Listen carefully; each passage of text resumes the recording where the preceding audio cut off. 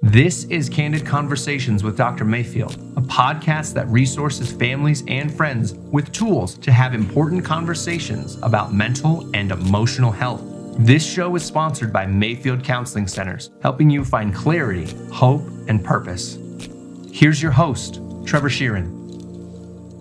Thank you for joining us on Candid Conversations. We are excited to come to you again one more week ahead of time and still recording super early in the morning.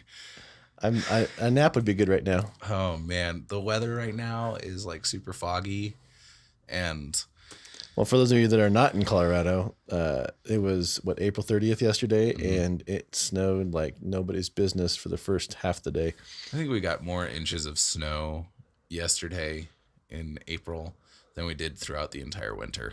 Well, maybe out where you live. Oh, that's fair. Yeah, we've had over 119 inches of snow where we live. So that's crazy. Crazy. Today, we're talking about encouragement and how to encourage, which you might be thinking like, oh, well, that's really stupid. What a like lame conversation to have. But I think we often forget how important encouragement is, and we don't talk about exactly how to encourage. Because like if I was to say like, hey, that shirt doesn't make you look fat.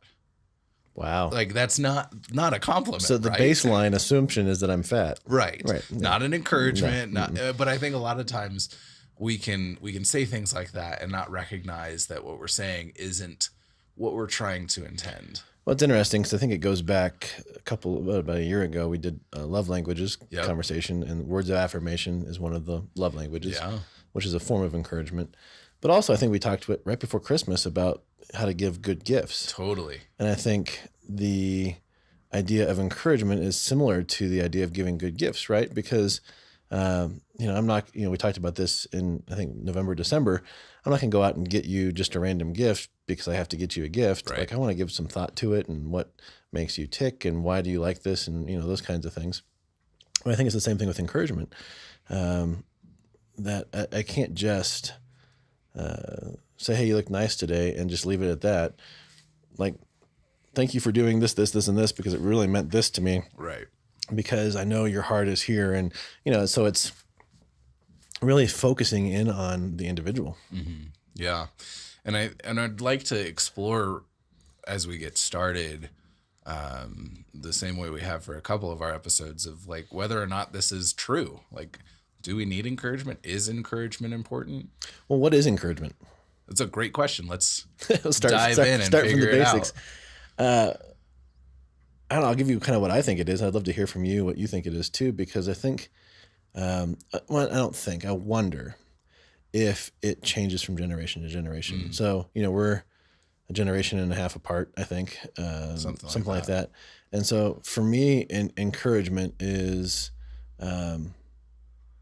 I don't know. It's kind of a double-edged sword for me in the sense that if I encouragement at work is if I have my boss not come up to me and tell me I'm doing something wrong and I'm just doing my job, like, okay, I'm good, right? Yeah. I'm encouraged because nothing has come up.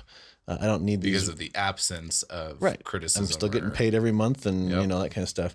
But I think in relationship, I think it's the noticing of certain things for the edification of that individual. And edification meaning the uplifting, the I don't want to use the word encourage because that's the definition, but it's the edification. It's the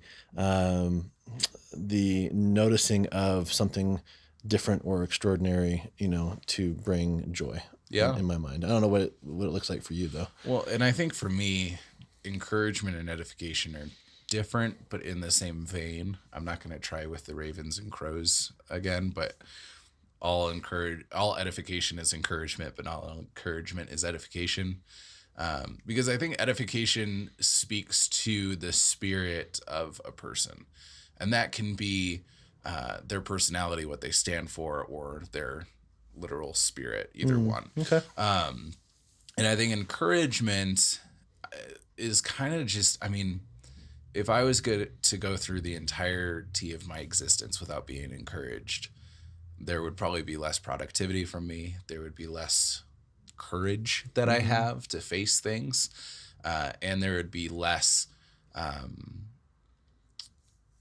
less of who I am. Like I wouldn't have developed to the point where I am, because I think a lot of who I've become is through the encouragement of other people saying, hey, I see this in you, and I saw what you did yesterday and it was really awesome. Those kind of things, I think, are two examples of the difference between encouragement and edification. And I'm pointing to the empty seat here, but it'd be interesting if we had a baby boomer Yeah. and asked that same question. Because I wonder, because I hear a lot of, complaint, I'm not going to be mean, but I think I hear a lot of complaints. I'm going to use the word complaints from that generation about our generation, my generation, and then your generation about needing, an overabundance of encouragement and attaboys or attagirls. And are you an older generation if you don't complain about the younger generation? Well, that's true. Right. Or vice versa. I was having this really good conversation the other day with my father-in-law about just some of the individuals that he's hiring in his organization, and I won't name the organization, but it's a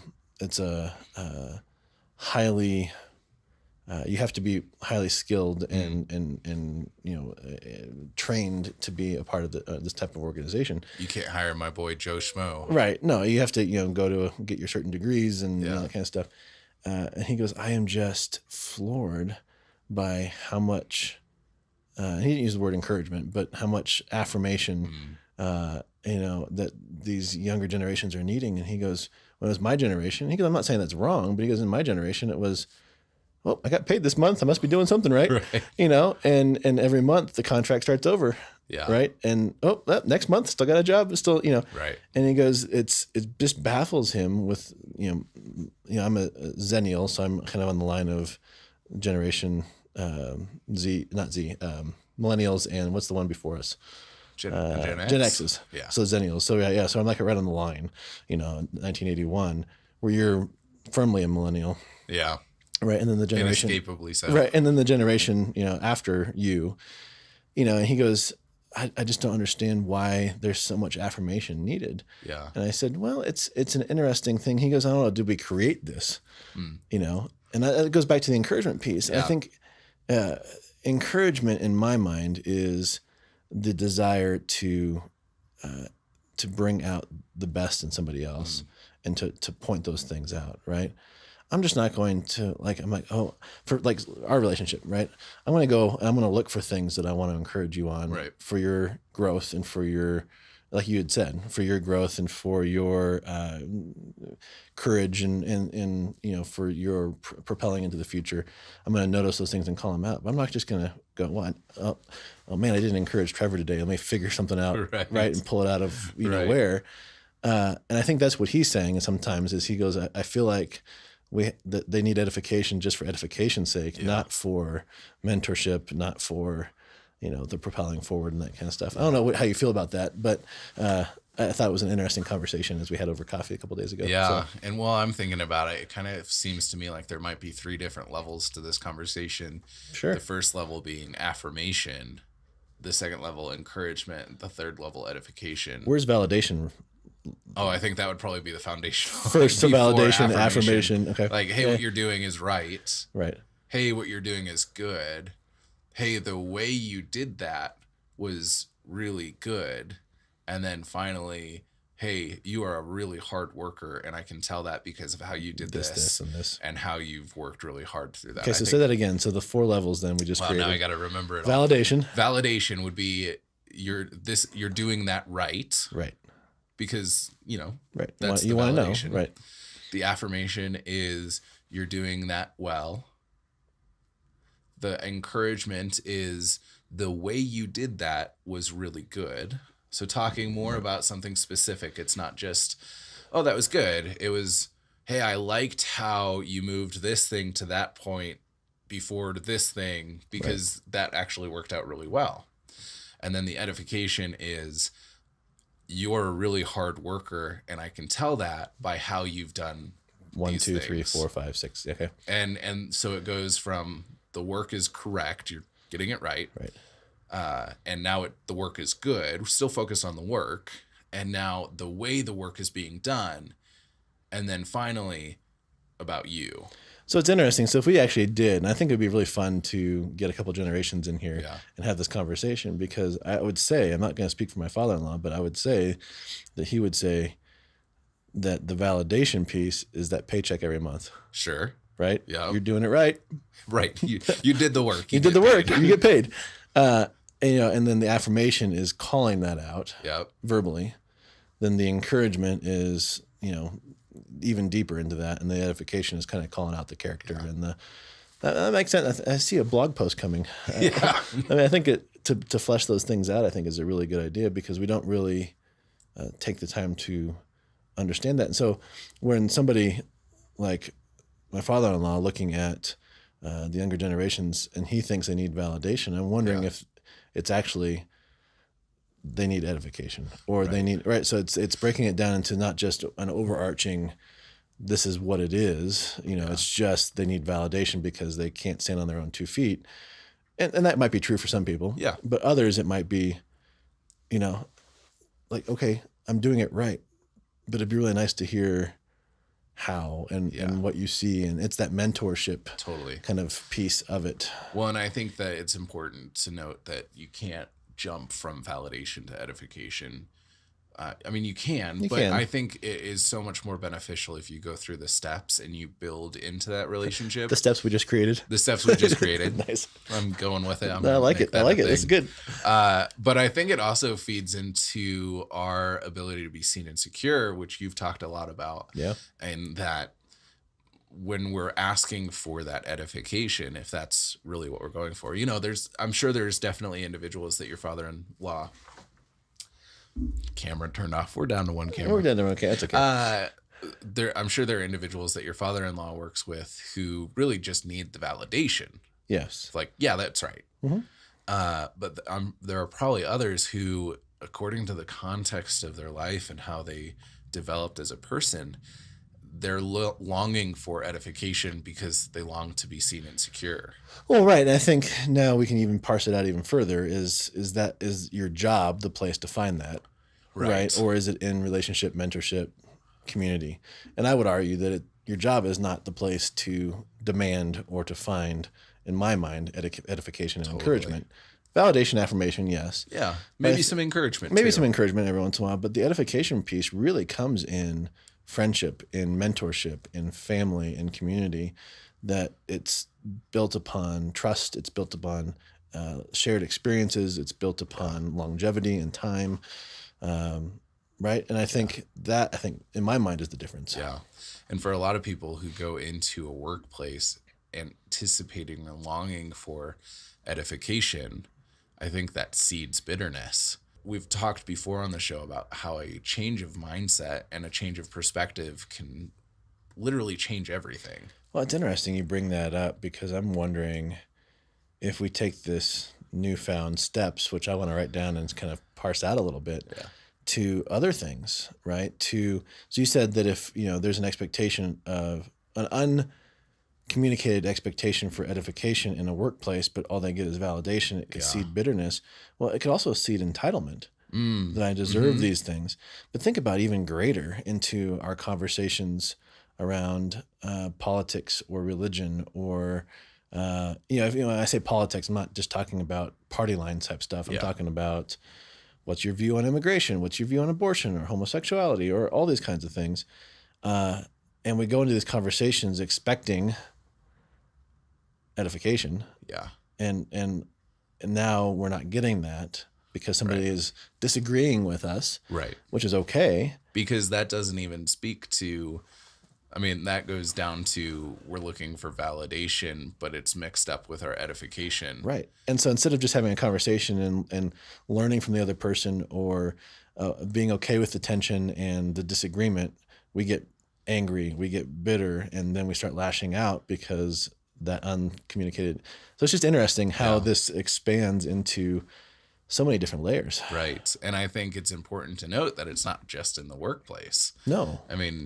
Because marriages, whatever relationship you're in, we need to build upon these building blocks and it will be easier. Like if I've never edified anyone, or I'm just going to keep using Adam for an example.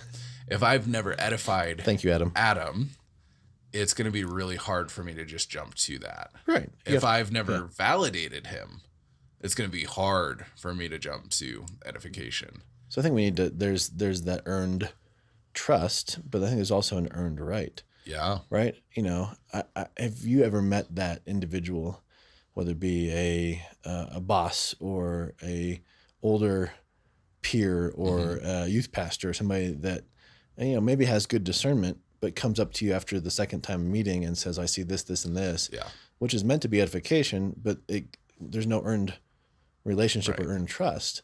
That really rubs people the wrong way. Well, and it can seem ingenuine. Right. And I think it seems ingenuine because, you know, if we go to the example of work, I need to know that what I'm doing is right before you can say that I'm a really excellent worker.